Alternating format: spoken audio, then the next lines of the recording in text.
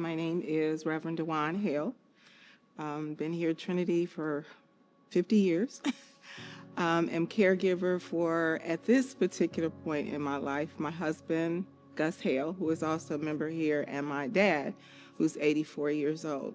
Many of the challenges, I would say the first challenge was I had to retire last year with when we realized that my husband was going to need heart surgery. He's had open heart surgery. It's called an LVAD, a left ventricle assisted device that has been placed on his heart, which was brought about so many different changes and adjustments in our household, and we're still adjusting.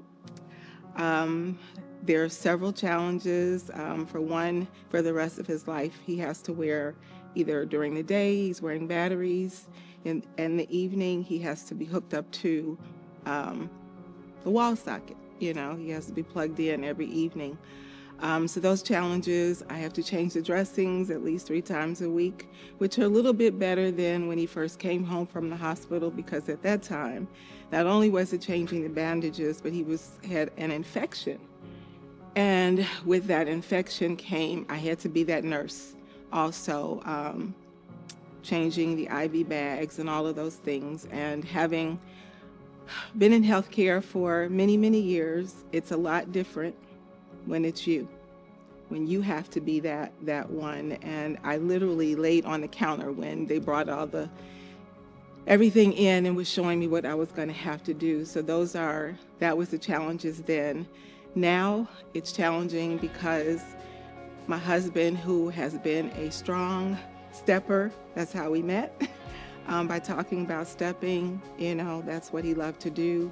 Now I'm watching the strong man that I know change a little bit. There are some things changing. And in watching those changes, that's very hard to watch that, because he still wants to do. And we have this back and forth, okay, you can do a little bit of this.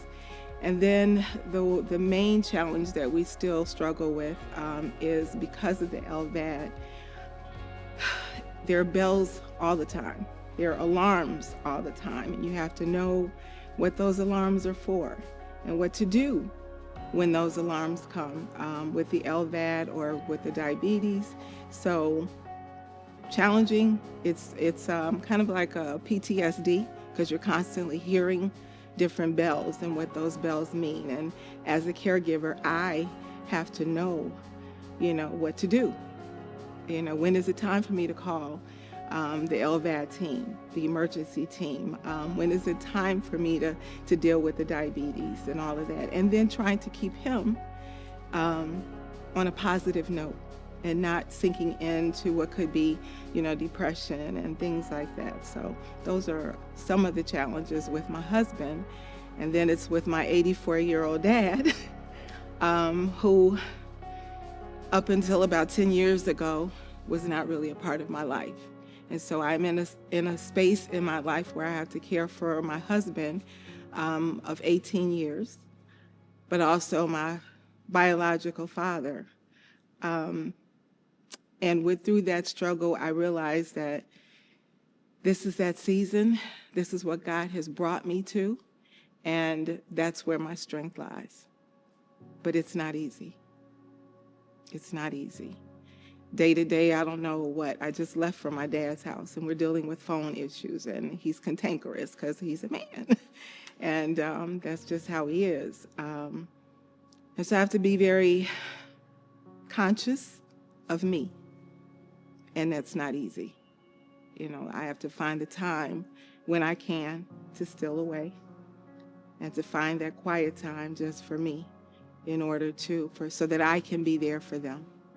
One of the challenges is I'm 65.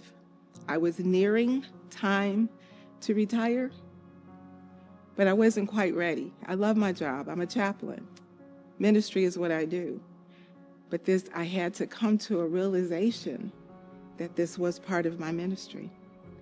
It was time for me to come away from chaplaincy for others and provide what God has given me to those whom I've been given this assignment, my husband my dad. And this is not my first, as they say, rodeo with caregiving. I was caregiver for my mom, for my grandmother.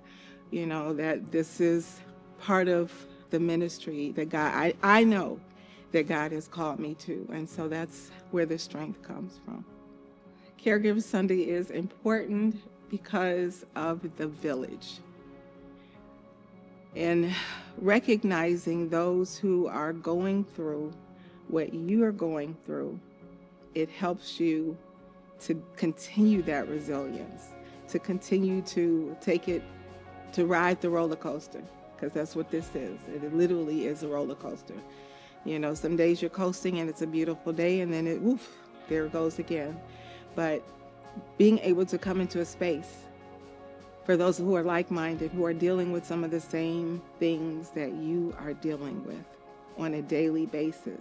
Those who are struggling, trying to figure out, okay, what do you do? What's next? But being able to look around and see that you are not alone, that there's some others that are walking with you, that are praying with you. And even on the Sundays, I know for me, when I can't even get in here because I'm making sure that breakfast is ready, or I've got to run to my dad or whatever, that I know that there are people praying with me. I hear it all the time. People are constantly calling me or texting me, Duan, I'm praying with you. How's Gus doing? Let him know that we're praying with you. But Caregivers Sunday lets us know that we're not alone, and that God is still looking, is listening, even when we have those questions, the whys. Why, Lord, if I act like I'm this strong, I'm not really, but I know that you have given me everything and will continue to give me everything that I need in order to continue to put one foot in front of the other. And some days, that's all you got. That's all the strength you have, and that is to literally put one foot in front of the other and continue to go with God.